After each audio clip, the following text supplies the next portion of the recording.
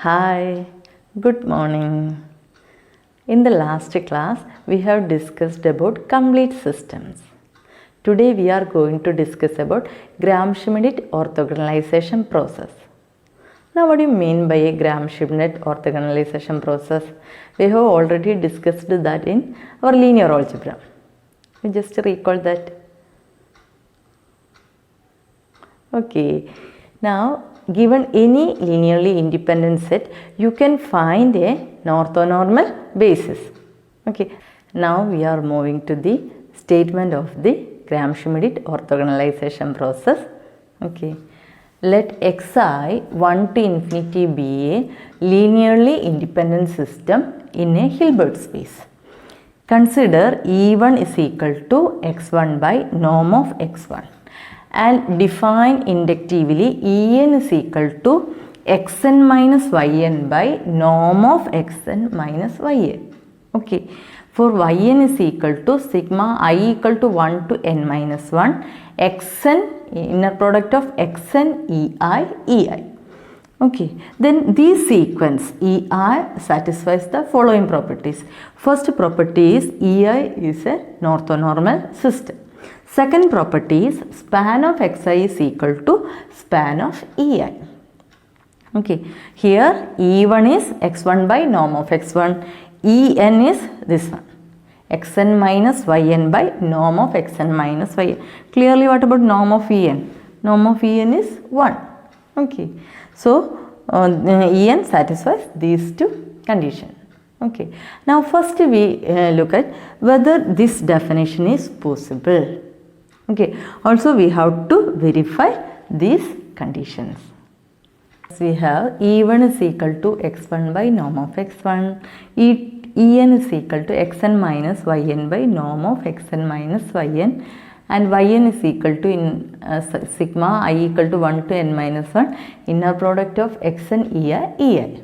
Now to check whether this definition is possible, first we have En is defined only if this is non-zero. Okay.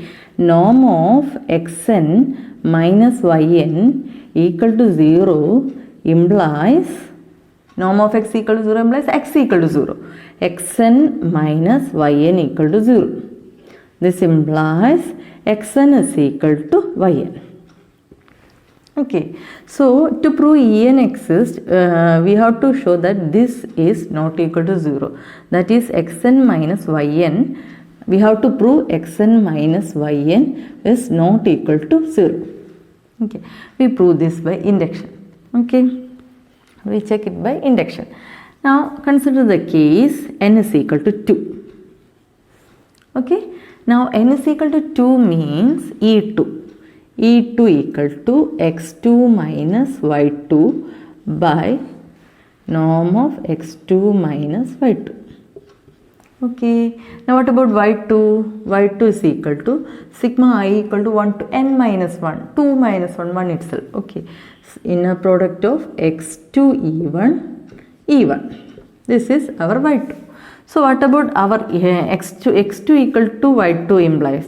x2 equal to y2 implies x2 equal to inner product of x2 e1. Okay. And this is equal to x2 e1 is x1 by norm of x1. x1 by norm of x1. x1 by norm of x1. Inner product is a scalar quantity, norm is again a scalar quantity, and you can denote this as some c into x1. x2 is equal to c into x1. This implies x1 and x2 are linearly dependent. Okay, but our assumption is xi's are linearly independent. Therefore, this is a contradiction to our assumption. Okay, this implies x2 is not equal to x2 is not equal to y2. Okay. Similarly, if we choose xn is equal to yn, you can do this using mathematical induction. We assume that this result is valid for n is equal to k minus 1. That is, you can assume that e k minus 1 is equal to xk minus 1 minus yk minus 1 divided by norm of xk minus 1 minus yk minus 1. Okay. And now what about yk minus 1? Yk minus 1 is equal to sigma I equal to 1 to k minus 1 minus 1 k minus 2 inner product of x k minus 1 ei. Okay, now x2, now assume the case xk equal to yk. Now xk equal to yk means xk equal to sigma k equal to I equal to 1 to k minus 1 inner product of xn xk ei. Okay, so here terms are up to k minus 1 and ei's. Okay, from here, from this table, x2 is a linear combination of x1. Okay, if this clearly x2. Okay, now what about x2? E2 is x2 minus y2. Okay, and x2, this x2 minus y2. Y2 is this one, x2 minus y2 is actually x2 minus y2 is x2 minus. Okay, and this is x2 minus. So this is a combination of x1, x2. Therefore, our E2 is a linear combination of x1, x2, and E3 is a linear combination of x1, x2, x3. Okay. Similarly, this is a linear combination of x1, x2, etc. xn minus 1, but our yk. This is our, suppose xk equal to. So our xk is a linear combination of x1, x2, etc. xk minus 1, x1, x2, etc. xk minus 1 are linearly independent, and xk equal to this implies that is a contradiction, because xk is this result shows that xk and the sum x1, x2, etc. xk minus 1 are linearly dependent. That is a contradiction. Therefore, xn minus xk equal to yk is not possible. Okay. Thus, using induction, we can prove that this definition is a valid one. We have En is equal to xn minus yn divided by norm of xn minus yn. Okay. Now, what about norm of En? Norm of En is equal to inner product of En whole raised to 1 by 2. Okay, and this is equal to, actually this is inner product of xn minus yn divided by norm of xn minus yn. Okay, xn minus yn divided by norm of xn minus yn whole raised to 1 by 2. And this is equal to, this you can write as norm of xn minus yn. Okay, also again take. So 2 times means this whole square, inner product of xn minus yn, xn minus yn whole raised to 1 by 2. And this is equal to, this is actually norm of xn minus yn whole square. Norm of xn minus yn whole square divided by norm of xn minus yn whole square whole raised to 1 by 2. And this is cancelled, we get 1. 1 raised to 1 by 2, and this is equal to 1. Okay, thus we get norm of En is equal to 1. Okay, so now we have to prove that norm of En is equal to 1. Now we have to prove that Ei's are orthonormal vectors. So to prove orthonormal, first we have to prove this is equal to 1, and we have to prove Ej's are orthogonal. Okay, that is, we have to prove inner product of Ei, Ej equal to 0 if I not equal to j. Okay, now we have to prove Ei's are orthogonal. Okay, so first consider, now what is E1? E1 is x1 by norm of x1. Okay, now what is E2? E2 is x2 minus y2 by norm of x2 minus y2. Okay. Now this is equal to x2 minus y2 is actually inner product of x2 E1 E1. Okay. Divided by norm of, okay.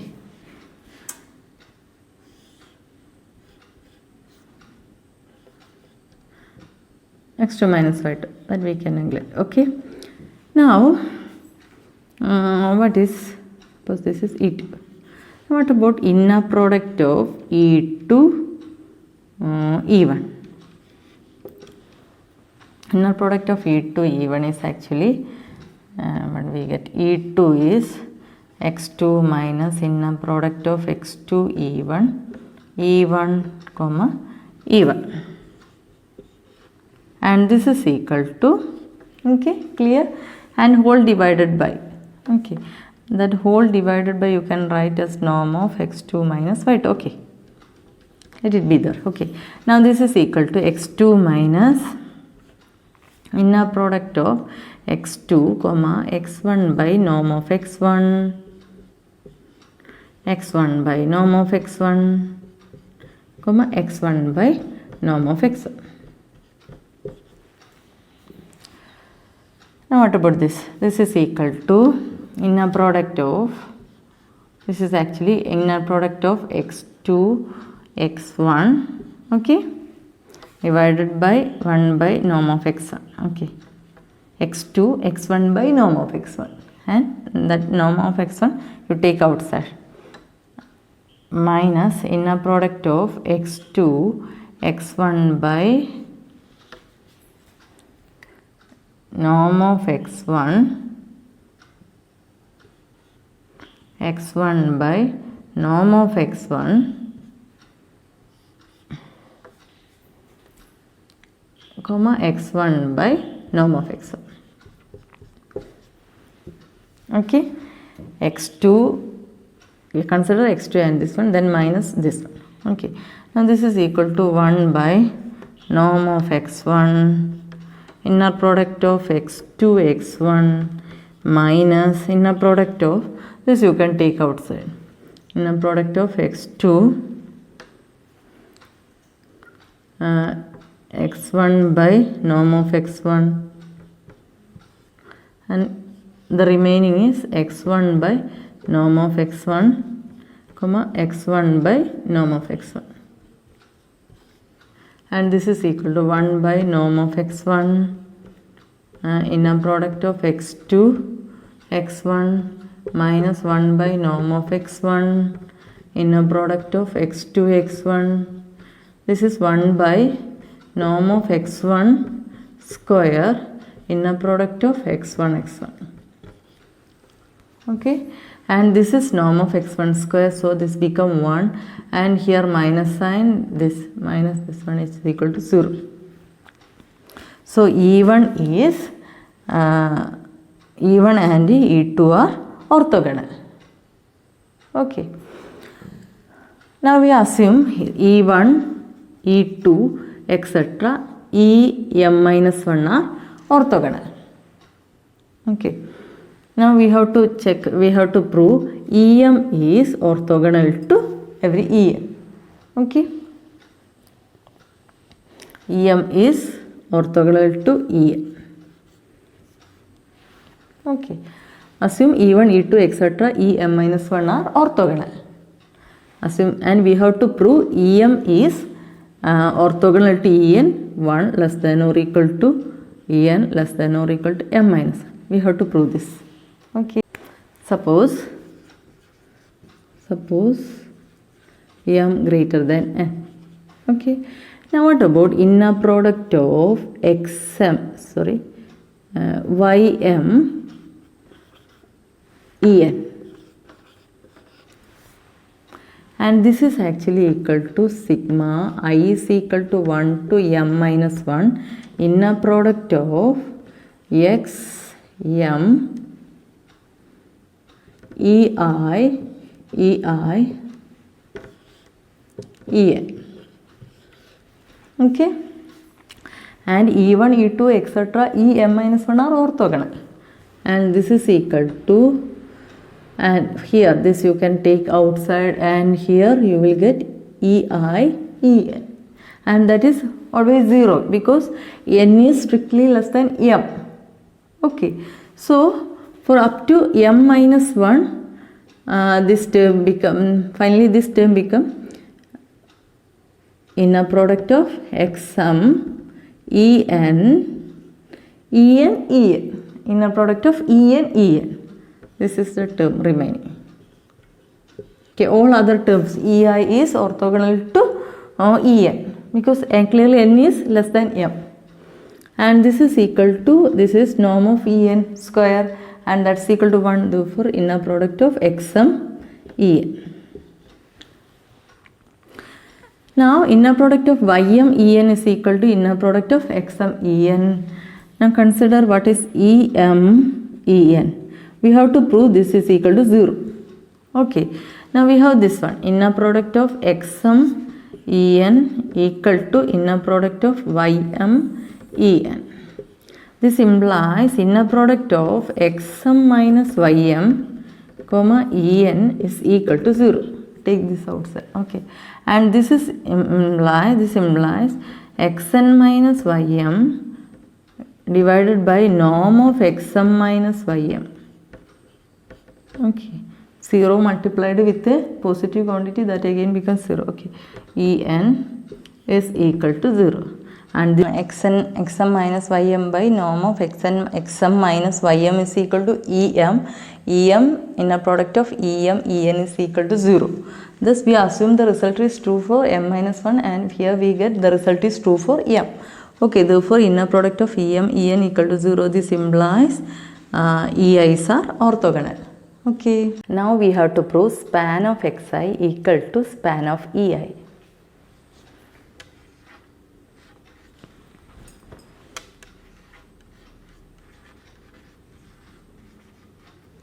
I equal to 1 to n is equal to infinity, span of Ei. This also we prove by induction. Okay, now what about Ei? We have E1 is equal to x1 by norm of x1. Okay, and x1 is equal to, E1 clearly belongs to span of x1. Also x1 you can write as norm of x1 into E1. This implies x1 belongs to span of E1. Here E1 sub element in span of x1 implies span of E1 is contained in span of x1. From here we get span of x1 contained in span of E1. Okay, and from this 1 and 2 we get span of E1 equal to span of x1. Okay, now assume the result is true for n minus 1, and we have to prove the result is true for n. Okay, that means span of, assume that span of I equal to 1 to n is equal to n minus 1 is equal to span of I equal to 1 to n minus 1. Okay, and we have to prove this up to n equal to Ei up to n minus 1. Okay, now suppose yn, we have yn is equal to sigma I equal to 1 to n minus 1 inner product of x and Ei.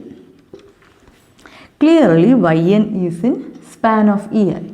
So yn belongs to span of Ei. Okay, I varies from 1 to n minus 1. I varies from 1 to n minus 1. And yn belongs to span of this is this one. Span of xi, I varies from 1 to n minus 1. Yn belongs to this set. This is linear combination of x1, x2, etc. xn minus 1. This implies xn minus yn not equal to 0. How? Xn minus yn equal to 0 implies xn equal to yn. This implies xn belongs to span of xi, but xi's are linearly independent. Therefore, xn cannot be written as linear combination of x1, x2, etc. xn minus 1. This implies xn minus yn not equal to 0. Therefore, we can define en is equal to this possible. This definition is possible. Xn minus yn by norm of xn minus yn. This we can define. Okay. Now we have to prove span of this set. x1, x2, etc. up to n is equal to span of this set. Okay. Now consider we have clearly ei I equal to 1 to etc. n is contained in span of set of 4 xi I equal to 1 to n. This is clear. This is one of clear result. We have what about E1? E1 is x1 by norm of x1.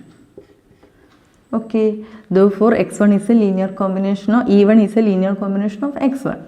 Now consider E2. E2 is x2 minus y2 by this one. Okay, then that's equal to x2 minus inner product of what is y2? Inner product of x2 E1 E1.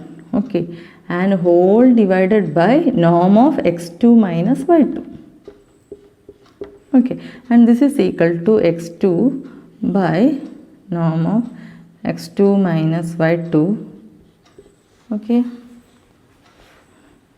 minus this is actually inner product of x2 x1 by norm of x1 x1 by norm of x1. Okay, that means our E2 is a linear combination. This is a constant x2 and this is also a constant x1. This implies our E2 is a linear combination of x1 and x2. Okay, therefore we can clearly say ei I equal to 1 to n is clearly contained in span of xi I equal to 1 to n. Now this is contained in this one implies span of ei I equal to 1 to n is clearly contained in span of xi I equal to 1 to n. ei some x is contained in A. Okay, y is contained in A. Then clearly x plus y contained in A as this is a normed space, this is a vector space and addition is closed. Okay, therefore this is it belongs to this implies span of this is also contained in this. Okay, now we have to prove span of xi I equal to 1 to n is contained in span of ei I equal to 1 to n. Okay. We have to prove this. Okay, equal to xn minus yn divided by norm of xn minus yn. Okay, from this xn minus yn is equal to norm of xn minus yn into en.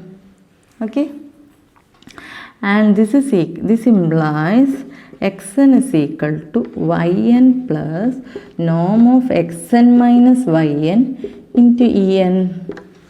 Clear? And what about yn? Sigma I is equal to 1 to n inner product of xei ei.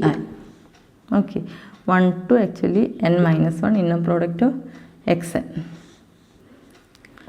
And plus norm of xn minus yn en. What about this? Linear combination of e1, e2, etc. en minus 1 and en. Therefore, clearly xn belongs to span of ei I equal to 1 to n. Now, what about span of x1, x2, etc.? if you what about span of xi, I equal to 1 to n. xn is in this one. x1, x2, etc. xn minus 1 is also in span of ei, I equal to, that was our assumption. Therefore, this is contained in span of ei, I equal to 1 to n. Therefore, this is a subset of this one. Before we have proved this is a subset of this one. From 1 and 2 we get span of xi, I equal to 1 to n is equal to span of ei, I equal to 1 to n.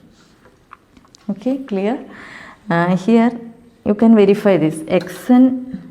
What about x1, x2, etc. xn minus 1? Span of this x1, x2, etc. xn minus 1 is clearly in, this is in span of e1, e2, etc. en. Okay, and xn is also in this set. Okay, so if you operate xn with this set, okay, clearly that belongs to this set. Okay, therefore span of xi, I equal to 1 to n contained in span of ei, I equal to 1 to n. Okay, today we have discussed Gram-Schmidt orthogonalization process, and this says that given any linearly independent system, you can transform that to an orthonormal system. Okay.